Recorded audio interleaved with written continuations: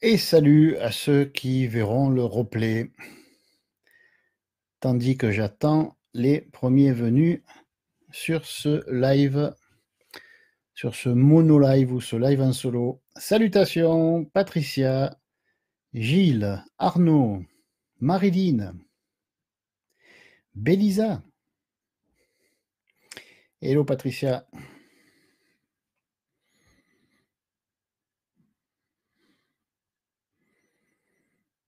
Et salut Monsieur Gilles. Et coucou Bélisa.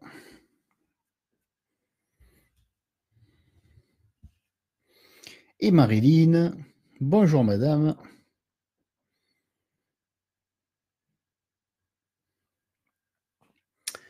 Alors je vais prendre aujourd'hui des questions, que je ne dise pas de bêtises. Je vais prendre ça là. Voilà. Hop. Voilà. Alors, il est déjà 16, c'est bien ça.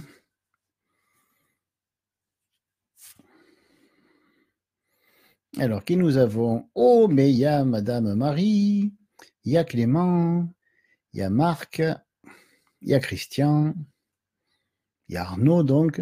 Salutations à toi. Il y a Laetitia, Émilie, et Cédric, et Nadine. On va être obligé d'arrêter de dire du mal d'elle, alors c'est arrivé, tant pis.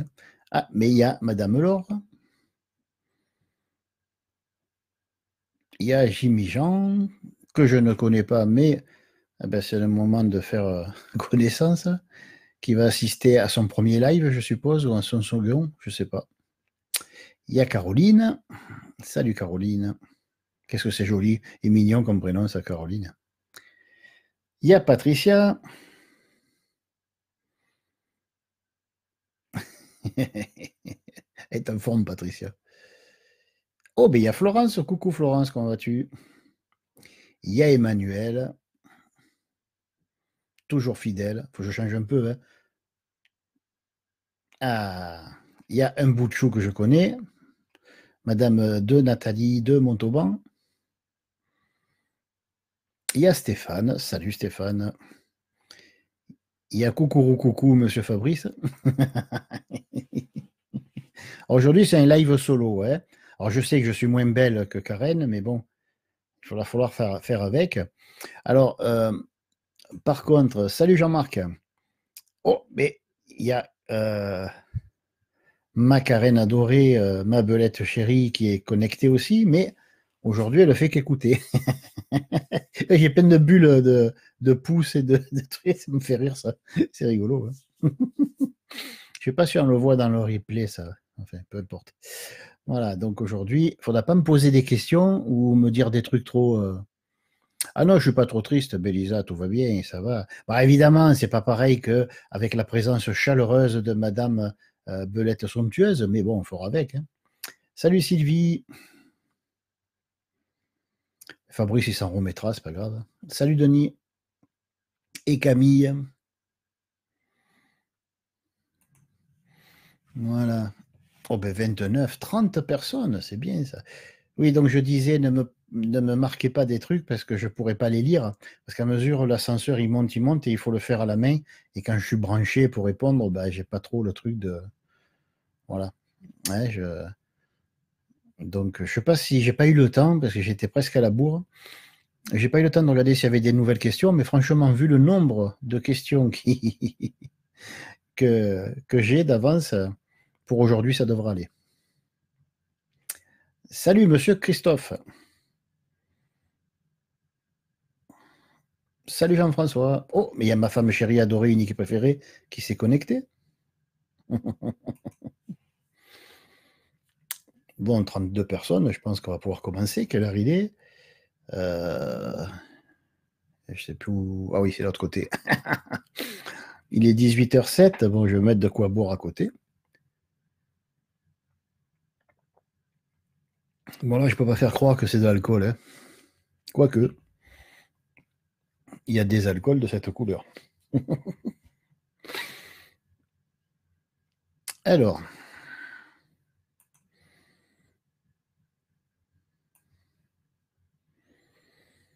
je vais prendre la liste des questions générales. On a mélangé toutes les questions, c'est-à-dire les questions que je fais seul, les questions qu'on fait à deux avec Karen ou Dibelette somptueuse.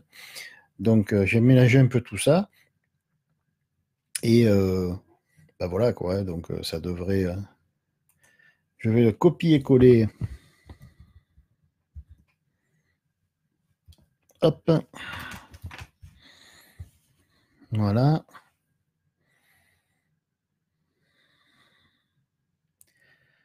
Jet 27, ouais. Comme tu dis. Voilà donc la toute première question. Salut Anthony. Donc, je vais remettre la question. Il y a encore du monde qui arrive. Salut Francine, t'arrives à temps, on va poser la première question. Salut Nicolas. Donc voilà, quelle était la première question? D'où vient ce sentiment de ne pas être digne? Et comment s'en défaire? Alors, c'est vrai que à notre époque et dans notre société moderne, quand on a un problème, on essaye de suite de le régler. C'est le premier réflexe. On a un mal de tête, paf, on prend un cachet d'aspirine.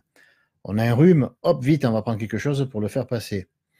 On a mal à la cheville, pouf, on va mettre de la pommade. Ou pour certains, non, c'est pas du plâtre, c'est de l'argile. Voilà. Heureusement qu'il y en a qui suivent. De l'argile. Donc on va mettre de l'argile sur la cheville, euh, on va prendre un cachet, qu'est-ce qu'il peut y avoir encore? Des huiles essentielles, oui, pourquoi pas. Il y a des gens qui ont une version sophistiquée des soins, donc ils vont prendre des oligo-éléments, ils vont prendre des vitamines, ils vont prendre des fleurs de bac, ils vont prendre des huiles essentielles ou que sais-je encore. On va dire qu'ils se soignent d'une manière non allopathique, ils se soignent d'une manière qui est plus subtile, on va dire. Hein, voilà. Mais ce que même ce beau monde ne pense pas faire, c'est à se questionner. Alors bien sûr, attention, moi le premier, quand j'ai mal, j'aimerais que ça cesse. Mais il y a des douleurs qui sont supportables, de même qu'il y a des problèmes où on n'est pas un jour près, hein, surtout si ça dure depuis 10 ans. Bon. Quand c'est physiologique, c'est vrai que c'est pas toujours facile à accepter, mais quand c'est psychologique, bon, c'est tout aussi difficile à accepter, mais quand c'est psychologique, c'est rare que ça ne dure qu'une heure, vous voyez? Voilà. Un mal de tête peut durer une heure. Un problème psychologique ou relationnel, eh ben, il peut durer beaucoup de jours, voire beaucoup de mois. Bon. Donc, le premier réflexe du français, on va parler du français parce que je suis français, on est tous français, voilà, on vit en France, ou de l'européen, comme vous voulez, mais on va dire le français pour simplifier. Le premier réflexe du français, c'est de chercher la solution au problème. Vous voyez? On va donc vers l'avant. Le problème, c'est maintenant. La solution du problème, comme on n'a pas solutionné, il faut être rationnel, la solution du problème, on va le chercher après. On sait que de toute façon, même si on prend un cachet, je pense que tout le monde acceptera l'idée, il faudra attendre au moins trois quarts d'heure, une heure pour que le cachet d'aspirine, par exemple, fasse son effet, ou une demi-heure, peu importe. Hein. Si on met un produit, c'est rare qu'il y ait des produits instantanés, hein, qu'ils soient naturels ou qu'ils soient allopathiques, il faut un temps de réaction du corps. Il faut que le corps sache qu'on le soigne et il faut qu'il réponde favorablement à ce type de soins. Bon. Donc le fait de guérir, de soigner, déjà de soigner, c'est dans le futur. Même si c'est 5 minutes après, 10 minutes après. Hein. Le futur, c'est pas des mois après ou des années après. Ça peut être 5-10 minutes après. Bon. Donc, c'est maintenant que j'ai un problème, on va dire comme ça, hein, plutôt que douleur physique ou psychologique, hein, problème psychologique. Donc, c'est maintenant que j'ai un problème et je me propose, dans un futur le plus court possible, le plus immédiat possible, on va dire, je me propose de trouver une solution. Donc là, on va dire qu'on agit d'une manière qui est dualiste et c'est pour ça que ça ne marche pas. C'est pour ça qu'on n'est jamais vraiment satisfait. Que même si le cachet nous passe un mal de tête, par exemple, ben, il nous reviendra. Pourquoi? Parce que tout problème est d'abord spirituel. Autrement dit, il y a un problème qui est relatif à des processus mentaux plus ou moins conscients qui créent des maladies physiques ou des problèmes comportementaux ou psychologiques. Donc, c'est bien en esprit qu'en vérité, on a créé une maladie, on va dire. Hein. Bon. Donc, si c'est en esprit, si c'est spirituel, on ne peut pas, avec deux conditions, j'ai mal aujourd'hui, maintenant, je me soigne dans un futur le plus proche possible, ça c'est deux conditions. On ne peut pas guérir un problème spirituel, et même les problèmes physiologiques sont, pour la plupart, pas tous, mais pour la plupart, ils sont d'origine spirituelle. Et même si vous dites ça peut être génétique, c'est quand même spirituel. Parce que finalement, c'est quoi la génétique? Pourquoi on aurait un pancréas qui fonctionne mal, par exemple? Ben parce que notre père a un pancréas qui fonctionne mal. Et pourquoi notre père a un pancréas qui fonctionne mal? C'est que notre grand-père a un pancréas qui fonctionne mal. Vous voyez? Bon, peu importe savoir à combien il faut remonter. De toute manière, on n'a pas besoin de connaître la cause linéaire, temporelle, c'est-à-dire à quelle époque, à quelle heure. Ça, on n'a pas besoin.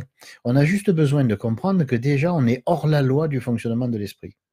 Si on veut guérir, que ce soit physiologique ou que ce soit psychologique, ou se donner des chances d'y arriver, il faut partir du principe qu'il nous faut arriver à la trinité de l'être, c'est-à-dire aux trois.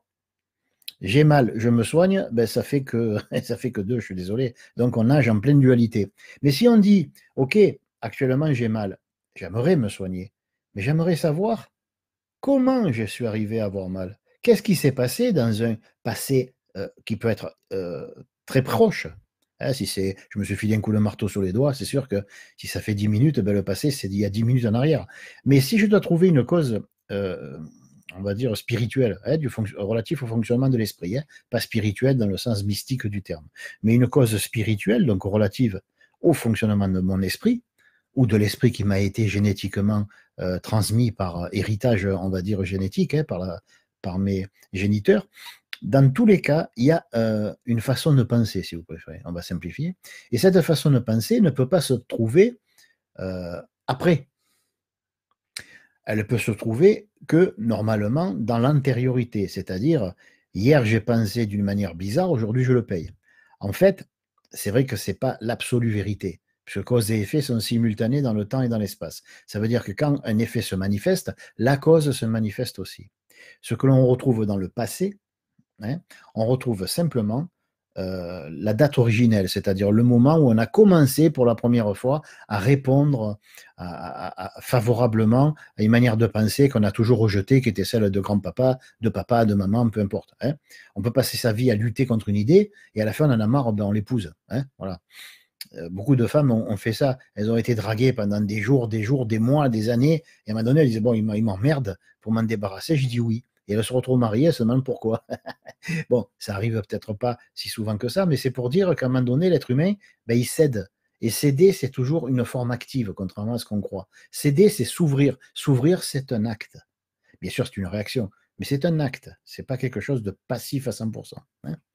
Donc, pour qu'il y ait trois, mais sans non plus tomber dans cette idée de temporalité, il faut comprendre qu'il y a une cause spirituelle à ma maladie, à mon mal-être actuel, que je me propose de régler dans le futur. Mais là, je vais oublier le futur. Parce que pour l'instant, ce qui m'intéresse, c'est pas de savoir comment guérir. Ce qui m'intéresse, c'est pourquoi je suis malade. Ça me semble un petit peu évident. On a toujours reproché aux médecins de ne pas soigner les causes, mais encore faut-il en connaître autant qu'eux, sinon plus. Sinon, ce n'est pas la peine de le reprocher, parce qu'on est incapable de vivre nous-mêmes. Hein. Bon. Donc, il faut qu'on comprenne que dans l'instant présent, j'ai mal. Si dans l'instant présent, j'ai mal, et que je veux connaître la cause, je n'ai pas non plus besoin de passer dans le temps et dans l'espace, c'est-à-dire dans l'antériorité. Combien ça fait de jours que je pense mal? Non, je n'ai pas besoin de ça. Si maintenant, à cet instant présent, ici, j'ai mal, alors c'est que maintenant, à cet instant présent et ici, je pense mal.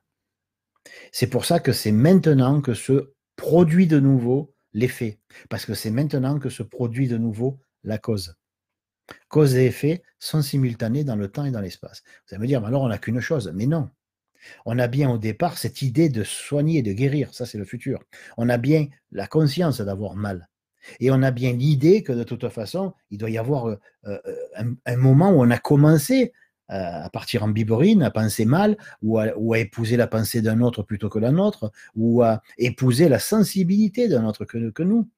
On a fait quelque chose qui n'allait pas. Et c'est pour ça qu'on a mal agi. Et si on agit mal, celui qui agit, c'est nous. Si on agit mal, c'est plus nous qui agissons. Donc nous sommes tributaires de quelque chose qui est en nous, mais qui n'est pas nous. Un état d'esprit qui n'est pas le nôtre va nous rendre malades parce qu'il est comme un poison dans notre corps. Hein. Notre système va vouloir évacuer l'intrus. Hein. Voilà. Donc, je reprends la question, d'où vient ce sentiment de ne pas être digne et comment s'en défaire? Alors, comment s'en défaire? On oublie là, de suite. Ça, c'est le futur et on y va vers le futur. Donc, si on arrive à comprendre pourquoi on se sent indigne, on n'a même pas besoin de régler le problème, puisque le problème est justement non pas qu'on se sent indigne, mais le vrai problème, c'est qu'on ne sait pas pourquoi on se sent indigne. Et la réponse, elle est évidente, et on s'en fout de quand ça a commencé. La réponse est évidente, il y a en nous un état d'esprit, hein, qui pense, qui nous fait penser, qui nous fait croire qu'on est indigne. D'accord? Alors, il suffit de remonter un petit peu en arrière en esprit, ben, ça nous aide, hein, parce que bon, voilà, on est tellement branché linéarité qu'on n'aura pas à s'en passer. Alors, vous pouvez, il y a d'autres techniques bien sûr, mais là, on est dans une vidéo live pour tout le monde, donc on ne va pas rentrer dans des détails qui sont traités dans les cours de psychologie ésotérique, mais ce qu'on peut faire, c'est se dire, bon, mais depuis quand j'ai ce sentiment d'indignité ou de ne pas être digne ou de ne pas satisfaire la demande, ou peu importe, hein, parce qu'on peut mettre ce qu'on veut. Alors vous allez dire, ben, je me rappelle, oui, il y a 10 ans, c'était là. Quand j'avais 15 ans, oui, oui, c'était là. Quand j'en avais 10 ans, je sais pas, là, ça devient un peu juste. Alors on essaye de voir ce qui se passait à 10 ans. Alors, c'est pas dur. Les schémas sont intemporels, bizarrement, hein. On dit qu'il y a le temps et l'espace, mais ils sont intemporels. C'est-à-dire que si vous pensez très fort, je suis con, il y a 20 ans après, vous ne penserez pas, j'étais con il y a 20 ans. Vous allez penser, je suis con. Parce que le subconscient, hein, qui note tout, hein, qui est un petit peu notre archiviste personnel, il va tout marquer au présent, hein. Tout ce qu'il indique, c'est au présent indicatif. Donc voilà, il indique que on est très con. Et si on a pensé aujourd'hui, je suis très con, il y a 30 ans après, on va dire aujourd'hui, je suis très con. Ou aujourd'hui, je me sens con. D'accord? Parce que la mémoire s'inscrit toujours au présent. Et ce présent est éternel. Mais ce n'est pas toujours un cadeau comme au présent, hein. Voilà. Donc, il y a eu un moment donné où on a pensé qu'on était indigne. Alors, on ne peut pas penser qu'on est indigne. Il faut bien que vous compreniez, ça c'est un truc que je vous révèle, hein, parce que ce n'est pas un truc dont on parle souvent, mais il est impossible à un être humain d'être contre lui. Quand il pense qu'il est contre lui, c'est qu'il y a une pensée qui contre lui, qui le contre, lui, hein. Bon. On ne peut pas, par exemple, c'est comme si vous disiez à quelqu'un qui vous raconte un cauchemar, mais pourquoi tu as rêvé ça? Le mec, il va s'offusquer, il va dire, attends, arrête tes conneries, je ne l'ai pas rêvé, c'est un cauchemar, comment dire, je l'ai subi. Voilà. Donc, c'est moi, avec ma tête, qui ai rêvé, certes, qui ai fait un cauchemar, mais je n'ai pas produit le cauchemar juste pour m'emmerder, hein. Donc, on a tendance à oublier qu'on est dans un monde de dualité et que si on vit des choses dont on ne veut pas, c'est qu'il y a une partie inconsciente de nous qui nous force à les vivre. C'est pas nous qui le voulons. C'est pas nous qui voulons tomber malade. On ne souhaite pas attraper un virus. On ne souhaite pas attraper la grippe. On ne souhaite pas, je sais pas moi, on ne souhaite pas tomber dans la rue en butant contre un trottoir. On ne souhaite pas être bête. On ne souhaite pas toutes ces choses qui font ben, qu'on en prend plein la gueule à longueur de vie et qu'on passe pour des ânes à nos propres yeux et même s'il y a des témoins aux yeux des autres. Donc, on voit bien qu'en nous, il y a une dualité, ne serait-ce que le fait qu'il y a notre conscience le moi qui dit je ne veux pas passer pour un âne. Et après, il y a quelque chose qui, à notre insu, semble tout faire pour nous faire passer pour un âne. Alors, vous allez me dire, voilà, c'est ça le problème. Non, ce n'est pas un problème, c'est une solution. Pourquoi c'est une solution? Parce que s'il n'y avait pas de compulsion, hein, le mot compulsion vient de avec pulsion. Bon, c'est-à-dire ça, on est poussé à, par exemple, on est poussé à dire des conneries. Imaginons qu'on ait beaucoup de merde, excusez-moi, je parle français, il y a beaucoup de merde en nous, mais qu'il n'y ait pas de compulsion à cette merde. Autrement dit, qu'elle n'essaye pas de s'exprimer à travers nous, mais à notre insu et contre notre volonté. Imaginons que ce soit comme ça. Eh bien, on pourrirait sur place. On en mourrait psychologiquement et même physiquement. Alors qu'avec la compulsion, qu'est-ce qui se passe? Tous ces démons intimes, on va les appeler comme ça pour simplifier, tous ces démons intimes, ils ont une force pour se manifester, mais qui est diabolique, hein. Pour ça d'ailleurs qu'on les appelle les démons. Ça semble diabolique, on se dit, mais c'est pas possible. Par exemple, chaque fois que je rencontre une nana, elle me sourit. La première fois que j'ouvre la bouche, c'est pour dire une platitude, une connerie. Je passe pour un bourrin. La nana s'affole, elle s'en va. Et après, je dis, mais pourquoi j'ai dit ça? Mais je n'ai pas dit ça. Ça a dit ça. Alors pourquoi ça fait ça? Pour que ça me marque et non pas pour que ça m'emmerde. Ça, c'est ce que nous croyons constater En fait, nous constatons mal. Nous ne sommes pas de véritables, on n'est pas des bons témoins. Si on nous faisait, comment on appelle ça, passer devant un tribunal pour être, pour témoigner contre ou pour, ouais, au bénéfice ou contre quelqu'un, ben on serait de très mauvais témoins. On n'est pas des bons témoins. Un témoin, c'est quelqu'un qui se contente de regarder les faits et de les rapporter sans enjoliver, sans en retirer, sans ajouter. On n'est pas capable d'observer sobrement, froidement, sans passion, ni a priori. On n'est pas capable. Et parce qu'on n'est pas capable de faire ça, chaque fois qu'on passe pour un con aux yeux des autres, par exemple, ou qu'on a l'impression d'être indigne, et que du coup, les gens le voient, hein, ils vont dire, mais qu'est-ce que t'as, pourquoi tu t'abaisses comme ça, c'est minable. Alors on se prend encore un coup derrière la tête. Parce que non seulement on sait qu'on est minable, parce qu'on le croit, et donc on en est conscient qu'on le croit, hein. On ne peut pas croire et ne pas savoir ce qu'on croit. Mais en plus, on se prend une autre gifle, parce que la personne nous dit, mais c'est minable ce que tu fais. Alors on se dit, pourquoi je le fais? Et c'est une très mauvaise question. La vraie question, c'est, ah, mais je ne le fais pas, je ne peux pas le faire. Il faudrait être vraiment con pour faire une chose que par ailleurs je réprouve. C'est pas humainement possible. Faut arrêter. Ça ne devrait pas être pris comme ça. Et pourtant, on le prend comme ça. On dit, c'est vrai que je suis con. Non. C'est vrai que j'ai pas vu à quel point cette connerie se manifestant à mon insu avec force était avec moi, pas contre moi. C'est pour mon bien. La compulsion, bien sûr, pas la connerie. Pourquoi cette pulsion de manifester tous mes défauts? Dès qu'il y a quelqu'un, il faut que je lui hurle à la face ma faiblesse pour que quoi? Pour qu'il en profite? Non. Tout ça, ce sont des faux témoignages de l'esprit, ou du moins de l'intellect. Le vrai témoignage, il est simple. Cette compulsion qui me pousse à être timide, me sentir indigne, me sentir bête, être ceci, être cela, tout ça, il faut que je le réprouve, bien sûr, il faut que je ne sois pas d'accord avec. Hein. Si je dis, mais moi je ne suis pas d'accord qu'on pense que je suis con, là je suis con. Parce que je n'ai pas à être d'accord que les autres le pensent ou pas. Surtout s'ils ne sont pas là et que je suis seul. C'est qu'en fait, je ne suis pas d'accord avec ma pensée, mais ce n'est pas ma pensée. Vous voyez? C'est plus dur à expliquer qu'à comprendre. Hein. C'est très simple. Je ne peux pas me faire du mal moi-même. Ce n'est pas crédible. Donc si j'arrive à me faire du mal, c'est que ce qui me fait du mal n'est pas moi, déjà. Et que la force avec laquelle ça me fait du mal, ce n'est pas un problème, c'est la solution. C'est ce fameux troisième point du triangle ou troisième version qui est dans le futur. Et là, je peux comprendre que pendant des années, au lieu de me précipiter pour régler un problème, j'aurais dû méditer dessus et me dire, je n'ai pas de problème. Vous allez me dire, mais par exemple, je suis timide. Non, faux. Moi, je ne suis pas timide. Il y a la timidité en moi. Je ne sais pas d'où elle sort. Alors, je vais la laisser s'exprimer. Ouais, elle s'exprime avec force. Ah ben oui, je comprends pourquoi pendant des années, j'ai cru, moi, être timide. Non, non, c'est faux. Aucun être humain sur Terre est timide. Aucun être sur Terre est courageux ou lâche ou ceci ou cela. On n'est rien de toutes ces choses-là. Sauf qu'on s'approprie ces choses-là.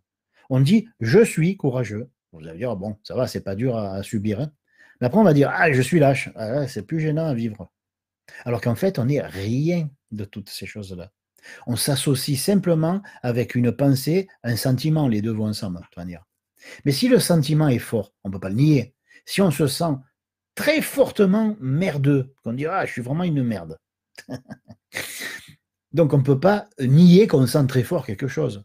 Et ce très fort quelque chose, on sait très bien ce que c'est, on se sent merdeux. Pardon. Donc on se dit pas, mais comment ça se fait qu'il y a une telle force qui me colle à la peau? Comment ça se fait que je ne peux pas m'en sortir? Mais il ne faut pas s'en sortir. Ça serait terrible si on ça, parce qu'on deviendrait ça. C'est parce que justement, on n'est pas d'accord qu'il y a la clé. C'est parce qu'on n'est pas d'accord qu'on a la chance inouïe de se sortir de ça. Alors on part du principe que tout ce qu'on n'aime pas en nous, ce n'est pas nous. Mais pas suffisant ça. Il faut autre chose. Il faut se dire non seulement tout ce qui est en moi et que j'aime pas n'est pas moi, mais ça se manifeste avec force pour me forcer à voir la vérité. Que un, c'est pas moi, et que deux, il faut que je cherche pourquoi ça dit ça. Et pourquoi ça dit ça, et pourquoi ça le dit avec tant de puissance, c'est parce qu'il y a une antinomie. Il y a quelque chose qui ne va pas. Il y a ce qu'on appelait avant dans les enseignements ésotériques le verbe divin, mais qui ne peut plus s'exprimer avec force, avec la force vitale, hein, donc le pouvoir divin, la Shakti, comme on dit, parce qu'il y a quelque chose d'encore plus fort qui se manifeste. Vous allez me dire, plus fort que le divin, c'est pas comme ça qu'il faut le voir. C'est pas plus fort que le divin. C'est simplement que ça se manifeste avec force pour nous sauver la vie. Parce que si c'était pas plus fort, entre guillemets, que notre nature divine, eh bien, on perdrait cette nature divine pour toujours. Parce que pour toujours, on deviendrait ce qu'on ne refuserait plus d'être, puisque ça se manifesterait plus avec autant de puissance au point de nous saccager le moral. C'est parce que justement, on en arrive à hurler, à pleurer, à trépigner, à dire mais merde, qu'est-ce que c'est ça? C'est pas qu'on touche le fond, il n'y a pas de fond. Il y a simplement que quand on n'en peut plus, non pas de nous, mais de ce qui n'est pas nous, alors on est prêt à guérir. À guérir de quoi? À guérir de la seule maladie qui existe. Et je vais l'appeler le c'est pas moi. C'est pas moi. La lâcheté, c'est pas moi. Le courage, fais voir, ouais, ça me plaît, c'est moi. La bêtise, ah non, non. Tu es sûr? Ah bah, je suis sûr. Je suis assez intelligent pour savoir que je suis sûr. Et l'intelligence, donc, ah, l'intelligence, ben, je suis né avec. C'est mon second prénom. D'ailleurs, des fois, je me demande si j'ai pas tout pris à la naissance. Vous voyez? Vous allez me dire, mais c'est orgueilleux. Mais non, l'orgueil, c'est qu'on y croit. C'est pas que j'y crois pas, c'est que ça me fait rire tout seul. Et pourquoi je rirais pas de choses que d'autres, dont d'autres ont peur? Il y en a qui ont peur de l'orgueil. Eh ben, c'est rigolo. Pourquoi ils ont peur de l'orgueil? Il suffirait qu'ils disent, bon, ben, je suis pas orgueilleux. Oui, mais il n'y a pas de oui, mais. Je ne serais pas orgueilleux. Oui, mais si, il n'y a pas de mais si. Il n'y a aucune force qui peut me pousser à être ce que je ne suis pas. Et si ça se manifeste avec force, eh bien justement, ça me prouvera que ce n'est pas moi. Parce que je vois pas pourquoi je me dirais avec force une chose dont je suis déjà persuadé. D'accord? Voilà. Donc, bien sûr, je n'ai pas vraiment répondu à ce sentiment de ne pas être digne. Bon, j'ai répondu à tous les sentiments du monde. Tous ceux qui font que. Parce qu'une personne qui dit comment se défaire du sentiment d'indignité, ou je ne sais pas comment on dit, euh, par là même, elle prouve qu'elle n'aime pas ça. Elle n'est pas avec. Donc ce truc-là non plus n'est pas avec elle. Donc il y a deux choses qui sont l'une contre l'autre dans le sens pur du terme. Il y a guerre là, il y a un combat. Mais le combat, il peut cesser faute de combattants. Dès l'instant où vous savez que vous ne pouvez pas être ce sentiment d'indignité, il ne peut pas être le vôtre, déjà vous êtes en paix. Et tranquillement, vous cherchez d'où ça vient. Oh, généralement, c'est des phrases lancées par les parents d'une intelligence catastrophique. Et dans la vie, tu n'arriveras jamais à rien. Ou de toute façon, tu vois pas que tu es une merde. Moi, j'entendais ça quand j'étais petit, c'est sympa. Voilà. De toute manière, c'est un peu comme la publicité. Monsieur Guy de Graine, c'est pas en dessinant des fourchettes et des couteaux que vous allez arriver à réussir dans la vie. Hein? Ou dire, je sais pas moi, Monsieur Albert Einstein, c'est pas en faisant des équations inutiles sur le bureau que vous allez devenir quelqu'un de bien. Ouais, mais bon, hein, voilà. Parce qu'on part du principe que si on n'est pas comme il faut être selon la réglementation sociale, ben on n'est pas bon. Quelqu'un qui ne sait pas, moi à l'époque où j'allais à l'école, il fallait étudier je ne sais même plus comment ça s'appelle, le produit d'exportation brute de l'Amérique, du Venezuela, mais je m'en foutais. Vous vous rendez compte comme il faut être vicieux pour apprendre à des gens, à des gamins de 11 ans, le produit national brut de l'Amérique. Mais qu'est-ce qu'ils s'en tapent, ils vivent en France? C'est les Américains qui ont fait le programme scolaire ou quoi? On va vous apprendre de la géographie. Oui, mais à un moment donné, on se dit, mais c'est quel homme politique qui a écrit le bouquin de cours là? Même quand j'avais 12-13 ans, je m'en apercevais qu'il y avait quelque chose qui puait dans l'enseignement. On essayait de nous faire passer des idées. Bon, c'était subtil, ça, il faut le reconnaître. Mais je le voyais, je le sentais, je le percevais. C'était pas normal. Je sentais même que le prof était mal à l'aise. Vous voyez? Quand on se fie à ce qui est, on devient ce qu'on veut.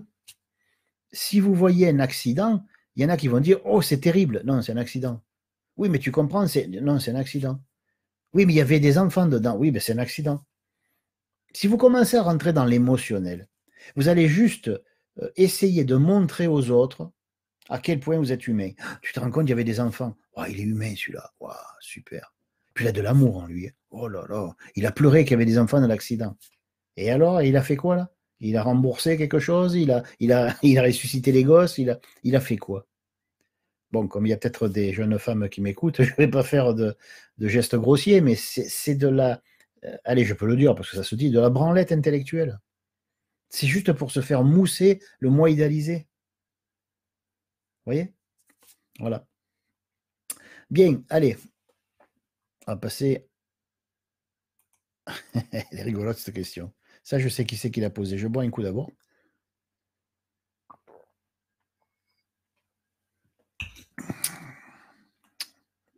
Mais finalement, ben, c'est normal de la poser. Hop. Un copier-coller. Tac à tac. Il semblerait que notre époque ait signé la fin de la courtoisie. Que peut nous en dire la Piézo? Ben, déjà, je vais vous en dire ce que pense Serge de ça, parce que la Piézo n'en parle pas. Mais Serge, qui enseigne à Piézo, a son avis là-dessus. Un avis qui est basé sur ce qu'il capte, télépathiquement, ou appelez ça comme vous voulez.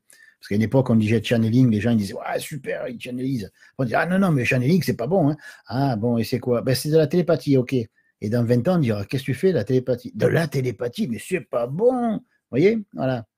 Donc en fait, on n'arrivera jamais à satisfaire les gens. Alors moi, je fais de la choucroute farcie. Ça vous va? Voilà. J'aimerais qu'on me dise si la choucroute farcie, c'est bon ou pas. Donc en faisant de la choucroute farcie, il faut des antennes hein, pour la choucroute farcie, je vais vous répondre. Bon. Alors, c'est pas la fin de la courtoisie que nous signons à notre époque. Non. C'est que les gens en ont marre. Et le plus beau, c'est que c'est un des sujets phares de la Psyéso, ça par contre, je vais y arriver. Le plus beau, c'est que tout le monde sait pourquoi. Pourquoi on en a marre? De quoi on en a marre déjà? On sait qu'on en a marre, mais on ne sait pas de quoi. Des fois, vous êtes énervé, quand on vous dit pourquoi tu es énervé, ben, vous allez chercher une excuse à votre énervement.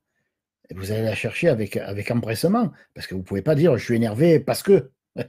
Et pourtant, ça serait la vraie réponse. Je suis énervé parce que. Je suis agacé parce que j'en ai plein le derrière, parce que. Mais parce que quoi? Mais il n'y a qu'un seul parce que. Un seul. Pour tout le monde, pour tous les êtres, quel que soit le pays, quelle que soit l'époque. Ça a toujours été comme ça. Toujours peut-être pas, mais ça a été comme ça depuis qu'il est venu cette idée bizarre à ce couple qui fait un enfant qu'il faut élever son gosse. On l'élève. Il ne s'élève pas par l'opération de la nature. Non, non, on l'élève. De même qu'une graine, quand elle germe, on prend la pousse et on tire dessus. Parce que la nature est tellement con qu'elle ne pourrait pas faire pousser ou germer la future plante ou le futur arbre. D'accord? Donc on élève nos enfants. On les élève. On leur tire dessus, quoi. Ou alors on les instruit, on leur met dedans. Hein? Instruire, mettre dedans. Alors on leur dit ce qui est bien, on leur dit ce qui est mal, on leur dit comment ils s'appellent, on leur dit comment ils doivent être, à quelle heure ils doivent manger, à quelle heure ils doivent se coucher. Dans tout ça, il y a des choses qui sont très raisonnables. On est bien d'accord. Moi, je ne parle pas pour le raisonnable. Le raisonnable, il y a plein de gens bien pour ça. Moi, je ne suis pas un jambien, hein, ni un jambon d'ailleurs. Donc, je parle des choses que les autres n'ont pas trop envie d'entendre. Et surtout, dont ils ne veulent pas parler. Hein. Je prends ce rôle qui n'est pour moi pas le mauvais rôle, mais le rôle le plus rigolo et le plus jubilateur qui soit. Ça emmerde les autres et c'est très rigolo d'emmerder les autres. Bon, jusqu'à un certain point. Alors, donc, de quoi on en a marre? Pourquoi on cesserait d'être courtois? Pourquoi quand on arrive dans une place de parking et qu'on voit un autre qui arrive en voiture, pourquoi on ne lui dirait pas, mais je vous en prie, monsieur? Pourquoi on se précipite en faisant semblant qu'il n'est pas là? Parce qu'on ne veut pas être traité de sale con. Mais c'est ce qu'on devient, de toute façon. Alors pourquoi les gens, ils se comportent comme ça? Ben, ils en ont marre. Ils sont en colère parce que. Alors, je ne vais pas vous faire languir, je vais vous dire parce que quoi? Ils sont en colère parce que depuis tout jeune, on leur dit quoi faire, où aller, quoi devenir, ce qu'ils doivent étudier. Ouvrez votre page, ouvrez votre livre de classe à la page 22. Faites ceci, faites cela. Si tu fais ça, maman sera contente. Si tu obéis pas à maman, elle va tomber malade. Bon, ça se dit un peu moins, mais de mon époque, c'était très à la mode. Hein. Bon. Tu vas voir ton père qui va rentrer ce soir. Bah, c'était bien quand on disait ça 1 heure avant qu'il rentre. Mais quand c'était le matin qu'il fallait attendre le soir, on se chiait dessus pendant toute la journée. Vous voyez? Voilà. Il n'y avait pas encore les couches comme maintenant. Bon. Donc, on nous a cassés en deux. Voilà. Enfin, on n'a pas, autrement dit, si vous préférez, en termes plus simples et plus communs, on nous a éduqués et on nous a instruits. On a reçu une éducation, on a été élevés. Hein, voilà. On est allé à l'école, on nous a appris ce qu'il fallait apprendre. On ne nous a pas appris des choses. Non, ça serait rien. On nous a appris ce qu'il fallait apprendre. On nous a appris deux choses, ce qu'on nous a appris, et que c'est ça qu'il fallait apprendre. Et ça, c'est le plus terrible. Autrement dit, il faut que tu saches compter.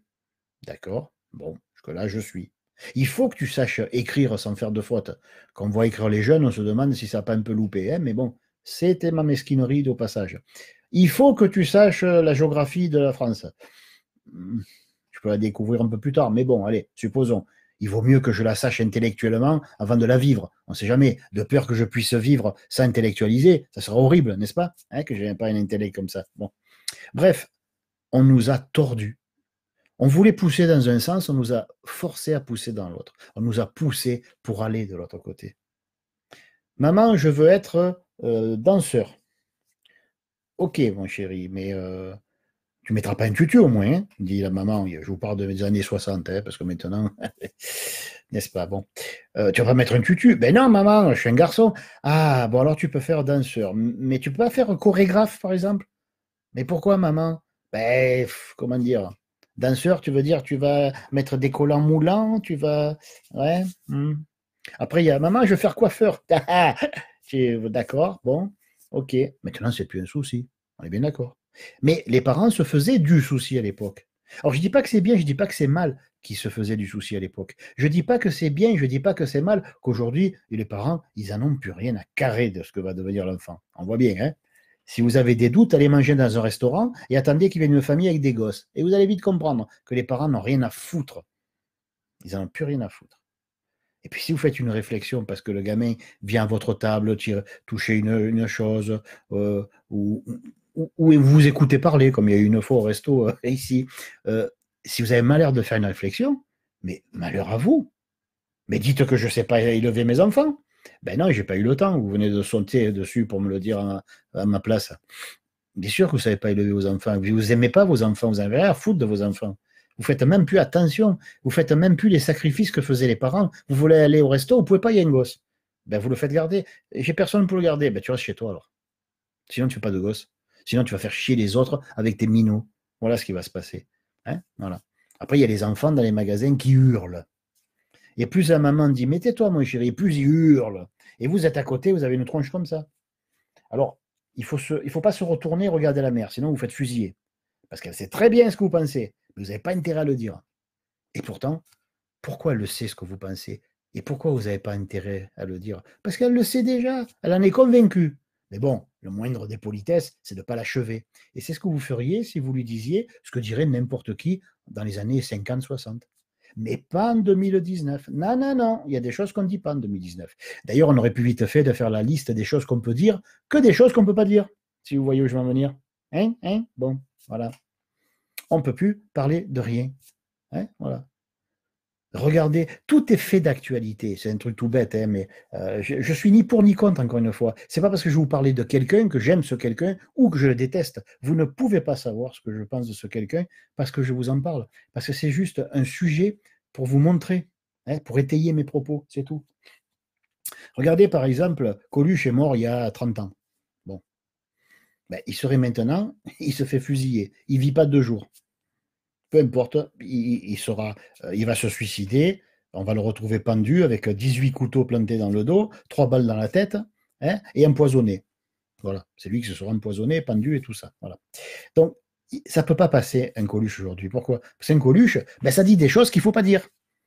Mais c'est quoi qu'il ne faut pas dire? Ben, il y a des choses qu'il ne faut pas dire. Mais qui le décrète? Ah ben pas nous. Parce que nous sommes ceux qui ne devons pas le dire. On ne va pas être ceux qui décidons de ne pas le dire. Ça vous rappelle rien? Ce que je vous ai dit avant?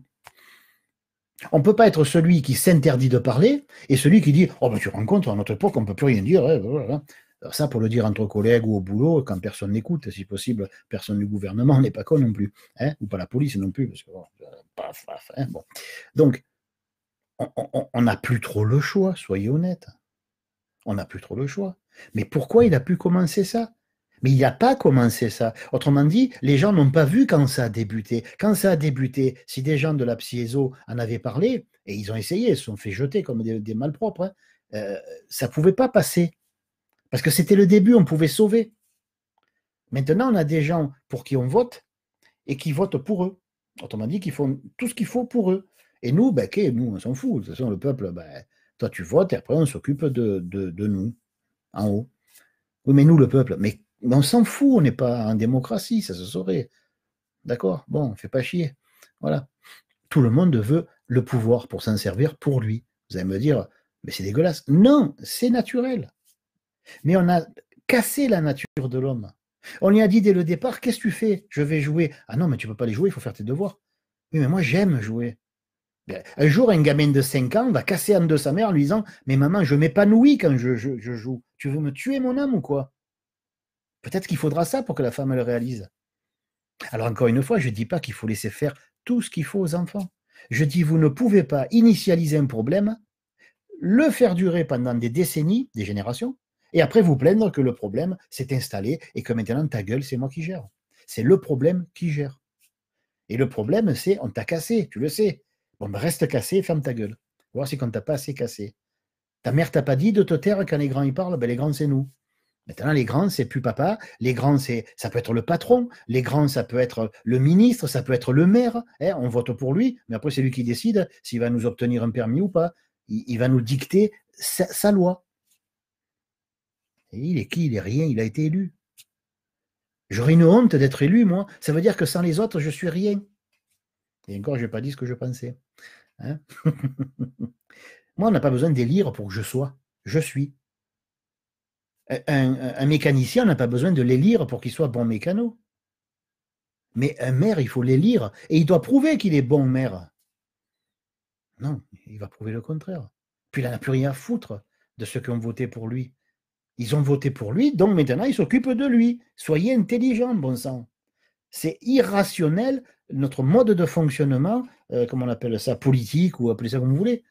La République, tout ça, c'est de la merde. Ça ne pouvait pas fonctionner dès le départ. Mais quand les gens l'ont dit, on a dit, oh, qu'est-ce qu'ils racontent, ceux-là, ils sont bizarres. C'est des anarchistes. C'est quoi un anarchiste? Vous en rêvez du sens réel d'anarchiste. Vous en rêvez. Et si vous n'en rêvez pas, c'est que vous ne savez pas que ça existe. Sinon, vous en rêveriez, croyez-moi. Un anarchiste de anarché qui n'a pas d'archétypes mentaux, qui peut penser librement, non pas tout ce qu'il veut, alors c'est qu'il est con ou c'est un sauvage, mais il peut penser librement. Quand on lui dit par exemple un fait d'actualité, au lieu de réfléchir à ce qu'il doit dire pour contenter tout le monde, il va parler spontanément, comme le faisait Coluche.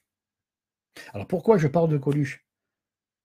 Regardez actuellement, je ne suis pas pour, je ne suis pas contre. Je vous montre que de toute façon, d'ici 2-3 ans, il n'y en a plus. Regardez la misère qu'ont fait un certain barbu des îles, parce qu'il a le malheur de parler de choses dont certains ne veulent pas entendre. Oui, je n'ai pas cité de nom. Hein. Un barbu. Hein, voilà. Qui va parler de choses dont il ne faut pas parler. Parce qu'il y a des choses qui sont sacrées. Parce qu'au gouvernement, il y a des gens qui sont d'une certaine nationalité, ou du moins qui protègent cette nation-là. Donc il y a des plaisanteries qu'on ne fait pas. Oui, mais c'est pour rire. Non, on ne rit pas de tout. Mais c'est pas à nous, le peuple, de nous poser la question entre nous. Ah non, non, mais il n'y a pas d'entre vous, il n'y a pas de peuple. Ta gueule. Tu as voté, maintenant tu te tais. Tu m'as transmis le pouvoir de décider à ta place. Est-ce que tu as compris l'idée? Non, hein. Ils n'ont pas compris. Ils vont comprendre. Mais quand ils vont comprendre, ça sera trop tard. Bien sûr, il est déjà trop tard, je suis désolé. Hein. Il est déjà trop tard. Mais il n'est pas trop tard pour comprendre l'erreur, de manière à ne plus cautionner. Et c'est quoi ne pas cautionner? Ah, c'est rien faire, c'est ne pas cautionner. Il y en a qui ont compris l'histoire. Je ne suis pas d'accord. Le petit commerçant de ma rue, c'est un vrai salaud. Bon, ben, va plus chez lui. Ben, pourquoi faire? J'ai besoin d'acheter à bouffer. Oui, mais 2 rues plus loin, il y a un autre commerçant. Et lui, il est super, il est gentil, il est aimable. C'est un amour, ce mec. Ah bon? Ben oui. Et tu crois pas qu'il mérite qu'on achète des produits chez lui? Ah oui, c'est pas con. Oui, mais l'autre alors, le pauvre. Quel pauvre? Tu viens de dire que c'est un salaud. Ah oui, tu as raison. Ça fait pas de toi un salaud si tu es témoin de la saloperie des autres. Vous allez me dire, c'est un jugement. Non, c'est pas un jugement. Vous allez dans une pâtisserie depuis des années. Le propriétaire change. Vous venez acheter des gâteaux, allez, 3 fois par semaine, vous êtes gourmand. Et 3 fois par semaine, le nouveau gérant qui est là et qui est derrière le comptoir parce qu'il n'a pas confiance aux serveuses, elle le vole. Pourquoi elles l'ont volé? Non, mais il a décrété qu'il était volé. Hein, vous voyez ce que je veux dire? Bon. Donc il est derrière. Quand vous rentrez, il vous dit oui, bonjour. Waouh. Et ça change de l'ancien propriétaire. Alors, une fois, gentiment, vous dites, ah, ça a changé de propriétaire. Oui, hein, ça se voit, on me l'a déjà dit. Oui, bon, qu'est-ce que vous voulez? Je n'ai pas toute la journée là. Ah, d'accord, d'accord. Alors, ben, pris de court, si vous êtes quelqu'un de sain, de naturel, et non pas de con, hein. Alors, vous allez dire, bon, ben, donnez-moi je vais me taper deux religieuses, enfin, si je puis dire, excusez-moi, monseigneur, et je voudrais deux babas au rhum. Vous prenez vos trucs, vous payez, vous partez sans vous retourner. Vous dites même pas au revoir ou bonne journée. Il va vous dire, c'est ça, ouais, bonne journée. Vous croyez que ça va être une bonne journée, vous? Et pourquoi vous allez revenir le lendemain? Vous allez me dire, mais ça serait me positionner, juger. Mais non, la vie vous positionne. Observez, soyez témoin, non pas que des autres, soyez témoin de vous. Vous n'avez pas tiré une tronche pas possible que la personne vous reçoit en vous envoyant chier carrément. Vous êtes là, vous faites, waouh. Eh bien, soyez témoin de ça. Respectez ce témoignage de vos propres sens, ce témoignage de votre conscience du je suis. Le je suis, c'est quelqu'un de très viril, croyez-moi. Jésus était quelqu'un de très viril. Pour parler de lui comme on parlerait d'un autre. Tous les initiés du monde, c'est pas qu'ils font peur, parce que peur non, mais ils sont un peu mal vus, parce que c'est des... Vous voyez, c'est pas un mental qu'ils ont, c'est une lame en acier trempé. Ils font attention à ce qu'ils disent, parce qu'ils peuvent casser en deux à volonté. Pourquoi? Parce qu'ils peuvent lire dans l'autre. Ils savent ce qu'il faut surtout pas lui dire. Autrement dit, ce qui le casserait. Alors s'ils le font pas, c'est pas par gentillesse, c'est parce que ça serait idiot alors qu'on leur a rien fait. Ça ne veut pas dire qu'ils ne peuvent pas être dangereux. Ça veut dire qu'ils ont choisi de ne pas l'être. Vous voyez, c'est tout. Donc, il y a un autre comédien, comique, on va dire un comique, allez, qui est célèbre pour dire beaucoup de gros mots. Donc, il n'est pas vulgaire. Il ne peut pas être vulgaire. Parce qu'avec vu le cœur qu'il a, il ne peut pas être vulgaire. Mais il est très grossier, plus que moi. Il fallait déjà se lever de bonheur. Donc, ben, il est plus grossier que moi encore. D'accord? Ben celui-là, on y fait des misères pas possibles. Et il essaye d'en témoigner, il essaye de montrer aux gens ce qu'on fait. Ils ne bronchent pas. Ils n'en ont rien à carrer. Mais ce qu'ils oublient, c'est qu'on ne leur demande pas de protéger un être. On leur demande de protéger toute une... comment dire? Tout un monde qui s'en va. Les dernières traces d'un monde où le peuple avait le pouvoir, démos, kratos, démocratie, qui vient du grec démos, kratos, le pouvoir au peuple. Maintenant, c'est une vaste aberration que de croire que le pouvoir est au peuple. Ne croyez pas que vous avez du pouvoir parce que vous votez. On vous a même dit que voter, c'est un devoir, donc c'est plus un droit. Vous devez voter, ta gueule. Voilà. Hein, moi, je dis comme ça. Ta gueule, tu votes. Tu votes pas, ben, tu vas te faire foutre. De toute façon, on n'a pas besoin de ton vote. Et si personne votait, mais on s'en fout de votre vote, vous ne l'avez pas compris? Mais si vous votez, c'est bien. Comme ça fait durer l'illusion que vous avez le... je ne vais pas dire un pouvoir, ça serait une grossièreté, mais que vous avez l'illusion d'avoir quelque chose à dire à ce qui se passe autour de vous. Mais soyez rationnel. Qu'est-ce qui se passe autour de vous? Soyez le témoin des sens. Voilà. Je vois, j'entends, je touche, je goûte. Hein, les 5 sens. Mais en particulier les oreilles et les yeux. Hein.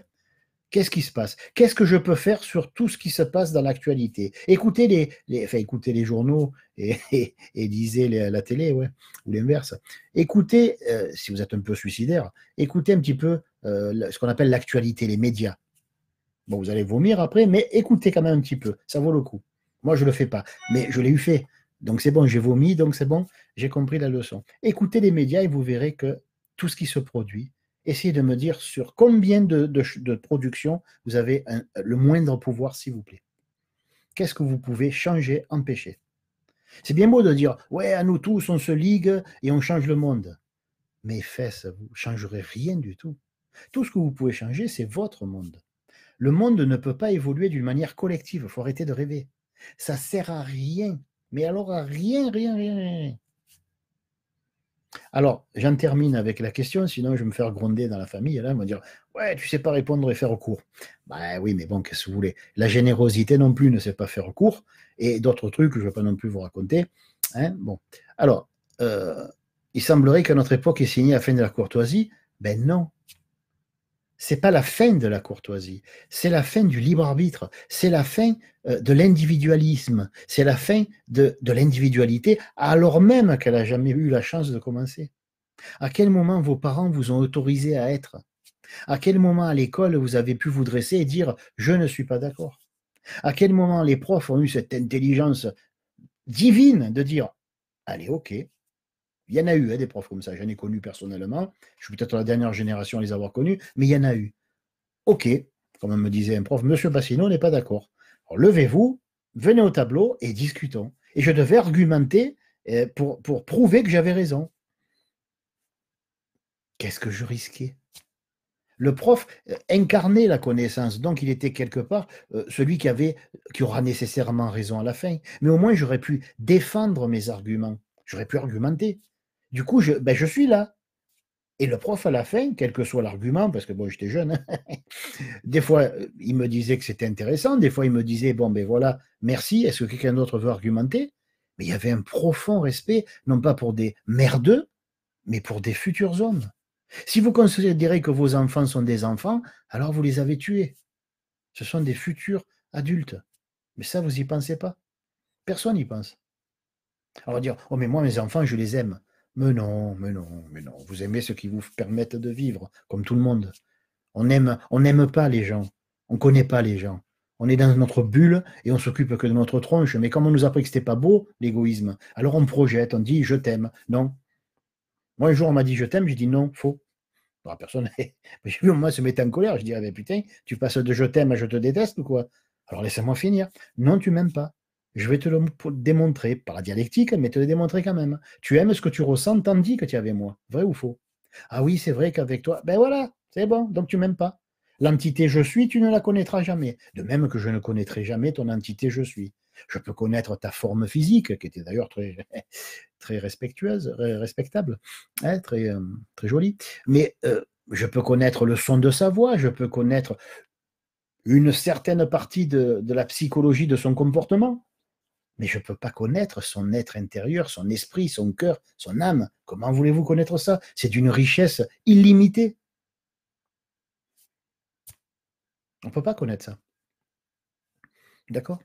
Donc, donc dites-vous bien, si vous avez des enfants, ne vous culpabilisez pas, hein, c'est très bête. C'est très bête. Ne vous culpabilisez pas. D'ailleurs, il y en a certains qui ne sont pas d'accord parce qu'ils se disent c'est trop tard de toute façon, donc je vais être pas d'accord, comme ça au moins je sauve les meubles. Non, il n'y a pas à être d'accord ou pas d'accord. Il y a simplement que quand vous avez des enfants en bas âge, faites attention s'il vous plaît. Je sais que le soir, quand on rentre du boulot, vous savez qu'on s'est mis dans la merde, il faut que l'homme et la femme travaillent. Hein. Alors on va dire, hey, qu'est-ce que tu veux dire que la femme était au foyer? Eh bien, qu'elle était au foyer, ça se passait mieux. Hein. Je suis désolé. Mais bon, comme on s'est inventé des besoins. Hein. Il faut 15 télés, il faut 3 machines à laver, il faut 3. Voilà. Il faut 2 fois par an aller en vacances, il faut payer un maximum de ceci, et puis il y a les impôts, puis voilà. Donc du coup, on ne s'en sort pas. Évidemment qu'on ne s'en sort pas. On a tout fait pour ne pas s'en sortir. Mais ça, personne ne va l'assumer. Alors on va dire, ben, c'est normal qu'en rentrant du boulot, si mon gamin il gueule, je l'envoie chier. C'est pas normal, c'est humain. Nuance. Tout est humain, puisque vous êtes humain. Mais ce n'est pas normal. Il n'est pas normal, sous prétexte que c'est humain, de ployer l'âme d'un être. Vous n'avez pas d'enfant. Les enfants n'ont pas de parents. Mes parents, mes gosses, et merde, c'est des objets ou quoi? Non. Il y a simplement des entités qui vivent ensemble et qui essayent de faire de leur mieux pour articuler leur vie avec celle des autres, c'est tout. Vous pouvez leur transmettre des choses magnifiques, oui, mais vous pouvez aussi magnifiquement les flinguer. Et ça, les gens ne veulent pas l'accepter. Si on dit tout est double, il y a le chaud, le froid, le dur, le mou, le haut, le bas. Ah oui, oui, bah, ils prêchent les convertis, on le sait, on n'est pas con. Ah, mais vous n'êtes pas con. Et la plupart des gens sont devenus hypocrites. Tout est double, mais moi j'aime mes enfants.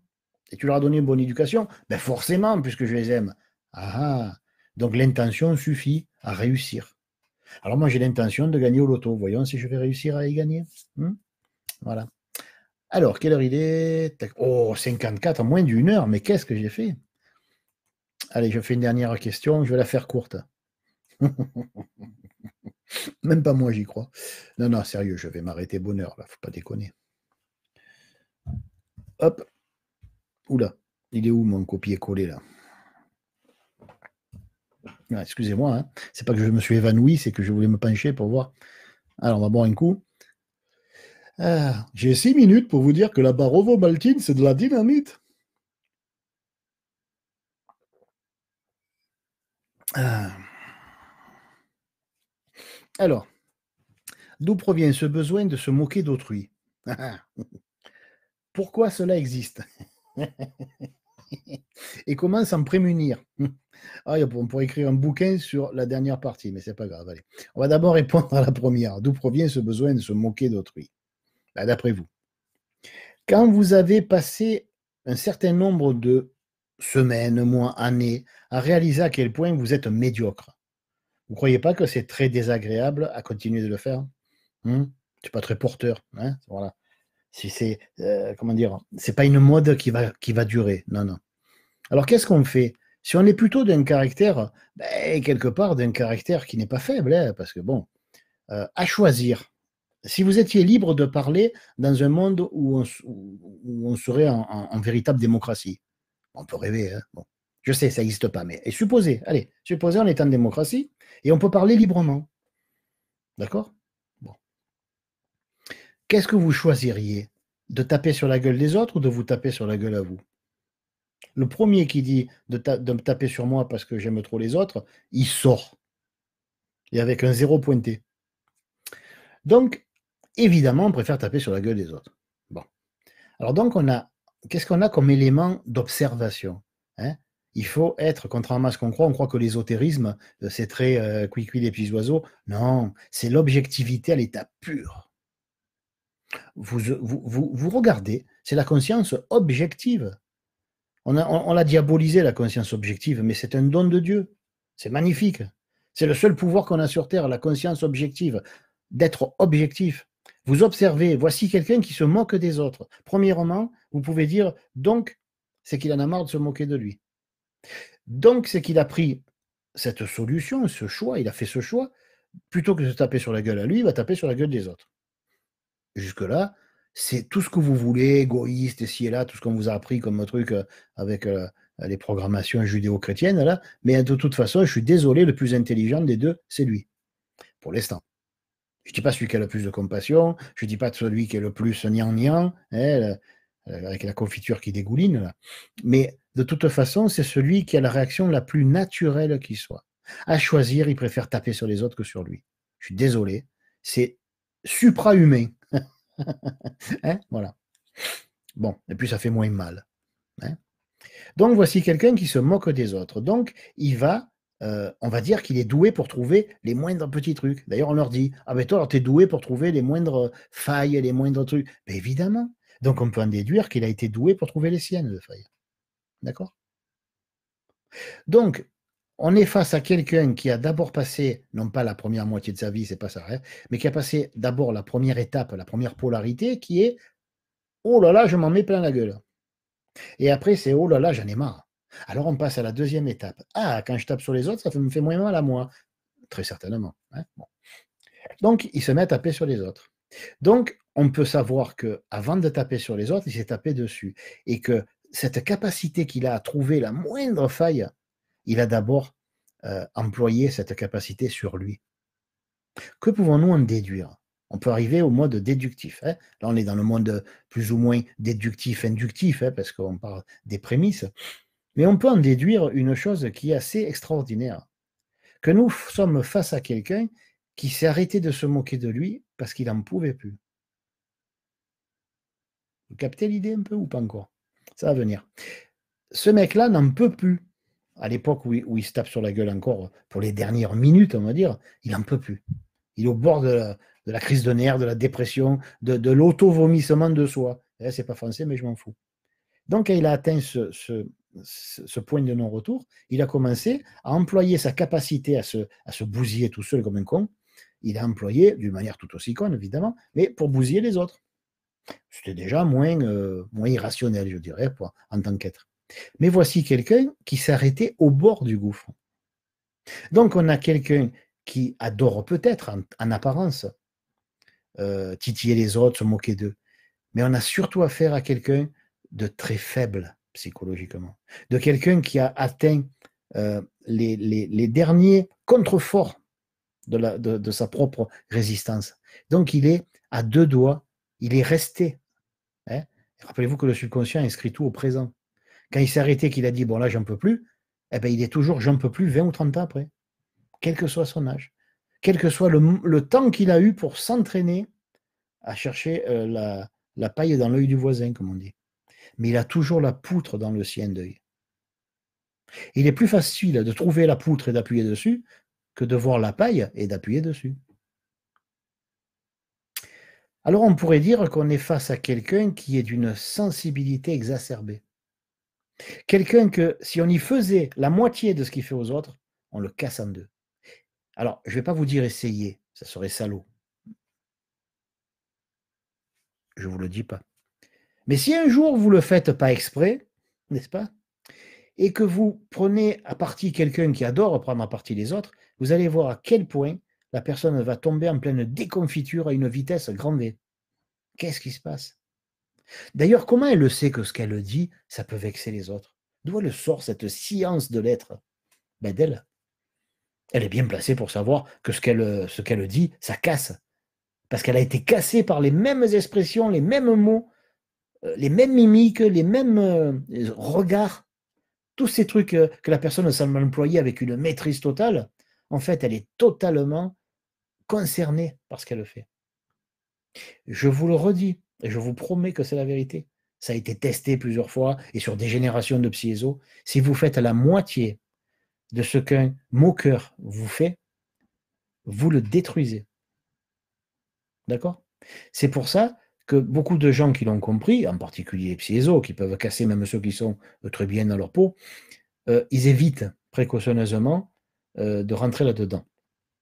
D'ailleurs, quand quelqu'un se moque et qui dit « Ah, t'as vu, t'as un gros nez », moi je lui réponds « Mais de toute façon, j'ai laissé la moitié à la maison. Si tu m'avais vu en entier, alors ?» Vous voyez? Je ne suis jamais contre. Parce que j'ai trop peur sur un moment de... parce que quand on est heureux, on est de bonne humeur. Donc, dans la bonne humeur, on est farceur. Et dans la farce, c'est « Oups, merde, il est mort ». Bon, alors, il faut faire gaffe. Voilà. Il faut faire attention. Quand les mots prennent un pouvoir que d'autres mots n'ont pas, il faut faire attention à les choisir avec circonspection, je dirais. Voilà. Donc, moi, quand quelqu'un essaye de se moquer de moi, je suis avec lui.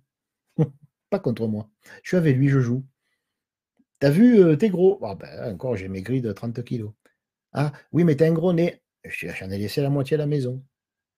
Ça marchait pas, j'y arrivais pas. Puis les gens ne pouvaient plus me sentir. Vu le nez que j'avais, c'est moi qui sentais tout. Je raconte n'importe quoi, c'est pour faire rire. Donc la personne, sur le coup, comme elle est habituée au combat ou à la fuite, c'est je me vexe, je t'envoie chier ou je pars en pleurant, c'est ça le combat ou la fuite. Cette troisième version la laisse un petit peu, elle ne sait pas quoi faire avec ça. Donc du coup, elle est un peu décontenancée. Alors elle cesse de se manquer de respect. Vous voyez? Mais essayez une fois. Choisissez bien, hein, choisissez pas quelqu'un que vous aimez, sinon vous allez avoir des remords après. Mais vous verrez dans les yeux de l'autre ce que ça fait si vous lui faites la moitié de ce qu'il vous fait. Et je dis bien la moitié. C'est pas du style et toi tu t'es vu, ça il s'y attend, ça. Ça fait partie du combat ou de la fuite. Mais au moment où il s'y attend pas, qu'il est tranquille dans son coin, vous le cueillez au vol et quand il s'y attend pas et qu'il est bien tranquille là, bien sage, qu'il n'a rien fait à personne, qu'il est aussi pur et innocent que vous l'étiez vous quand il vous a cassé en deux. Faites-le, vous allez voir. On en reparle. Hein, voilà. Bon, allez, je vais arrêter ce direct live solo parce que je vois qu'il est ça fait 1h03 et 23, 24, 25, non, je déconne, et 25 secondes qu'on fait ça, donc ça suffit. J'espère que ça va, je ne vous ai pas trop saoulé, je ne vous ai pas trop gonflé, que les sujets vous ont plu. Je ne suis pas sûr, mais disons que j'ai tout fait pour, puisque je réponds à vos propres questions. Peut-être pas de tous ceux qui écoutent, mais au moins dans ceux qui écoutent, il y a ceux qui ont posé des questions. Bon. Et si vous avez d'autres questions, si ces questions-là ne vous conviennent pas, ben posez-en d'autres qui vous conviennent mieux. Hein. Après tout, votez pour vous. Hein, voilà. Et comme ça, vous obtiendrez ce que vous désiriez. Voilà, là-dessus, je vous laisse. Je vous souhaite, on est quoi, vendredi, je vous souhaite un bon week-end. Je ne suis pas sûr que je ferai d'autres lives dans le week-end, même un solo. Si je peux, je le ferai, mais vous serez averti, pas avant midi pour le soir, parce que je ne peux pas. Je ne même pas. Hein, je suis comme vous, ma vie ne m'appartient pas en totalité. Je gère une partie et l'autre partie, elle appartient à la vie, hein, à tous les autres, à tous ceux qui vivent avec moi et tous ceux qui vivent contre moi, on dira. Hein, voilà. Là-dessus, bon week-end et si on ne se revoit plus, passez de bonnes fêtes. Ciao, ciao et à bientôt pour le replay si vous voulez le voir.